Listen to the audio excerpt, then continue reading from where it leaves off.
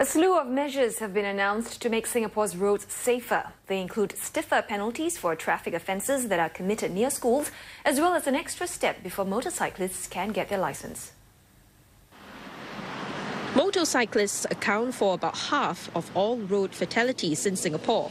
Last year, there were about 3 accidents a day involving motorcycles on the expressways. To address this, the expressway familiarisation ride course will be made compulsory from June this year for those who are obtaining a Class 2B motorcycle licence. Riders who have taken the course over the past 2 years were found to be significantly less prone to be involved in accidents on expressways. By making the course compulsory, we hope to reduce the number of accidents involving motorcyclists on our expressways. The traffic police will also introduce a new safe driving course. Currently, drivers can chalk up a maximum of 24 demerit points. Offenders who have accumulated 12 points or more can voluntarily sign up for the course to correct their road habits early.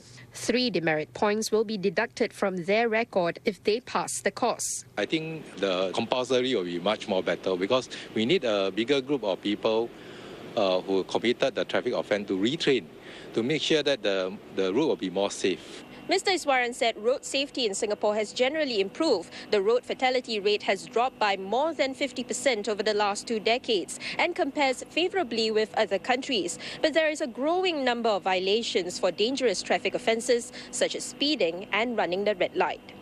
At the end of this year, laws will be amended for such offences committed near schools. Offenders will be given an additional demerit point.